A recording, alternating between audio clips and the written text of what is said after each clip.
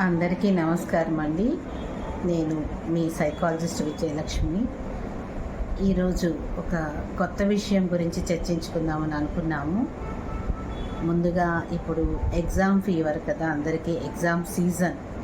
యాక్చువల్గా చిన్నపిల్లల దగ్గర నుండి పెద్దవాళ్ళ వరకు అందరూ కూడా చదువులు పరీక్షల్లో మునిగిపోయి చాలా టెన్షన్స్ తల్లిదండ్రులు కూడా అనుభవిస్తూ ఉంటారు. పిల్లలతో పాటు వారందరికీ మంచిగా ఎగ్జామ్స్ బాగా జరగాలని, పిల్లలు అనుకున్నది సాధించాలని నేను నా శుభాకాంక్షలు అండ్ బెస్ట్ విషెస్ తెలుపుతున్నాను. ఎగ్జామ్స్ గురించి మాట్లాడాం కాబట్టి ఈ రోజున దాని గురించే చర్చించుకుందామండి.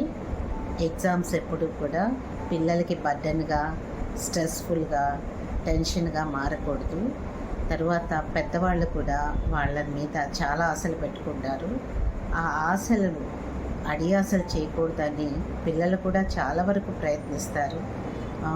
వాళ్ళు కూడా పాపం వాళ్ళ శాయశక్తుల అది సాధించాలని, వాళ్ళు కూడా తల్లిదండ్రుల కోరికలు తీర్చాలని వాళ్ళు కూడా చాలా వరకు ప్రయత్నిస్తారు. ఇప్పుడు ఎవరు కూడా వారి బాధ్యతను మర్చిపోయి లేదంటే అల్లర్చిల్లరగా తిరిగే వాళ్ళని మనం చూడటం లేదు. అలాగే పెద్దవాళ్ళు కూడా ఎంతో కష్టపడి ఎంతో డబ్బులు వెచ్చించి వాళ్ళ పిల్లల్ని చదివిస్తున్నారండి. చిన్న పిల్లలైనా సరే పెద్దవాళ్ళైనా సరే గుర్తుంచుకోవాల్సింది ఒకటే, చదువు మనకి ఒక భవిష్యత్తులో ఒక మార్గం చూపించే ఒక గోల్. ఆ గోల్ని మనము మన కెపాసిటీ బట్టి మనము శాయశక్తులా ప్రయత్నించి అందులో విజయం సాధించడానికి ప్రయత్నించాలి.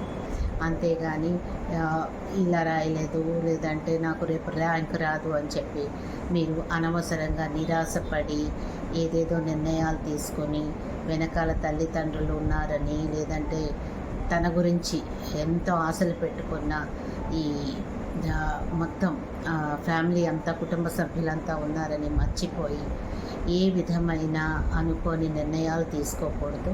పెద్దలు కూడా ఆలోచించండి, పిల్లల మీద ఎక్కువ బర్డెన్ పెట్టకండి. పిల్లలకు కూడా బాధ్యత తెలుసు. వాళ్ళ ఎగ్జామ్స్ హాయిగా టెన్షన్ లేకుండా, స్ట్రెస్ లేకుండా అటెంప్ట్ చేసేలా చూడండి. వాళ్ళ ఎగ్జామ్స్ ముగిసిన తర్వాత అందరూ కలిసి ఈ సమ్మర్ని ఎంజాయ్ చేయండి. ఈ రోజుకి నేను ఇది ముగిస్తున్నానండి.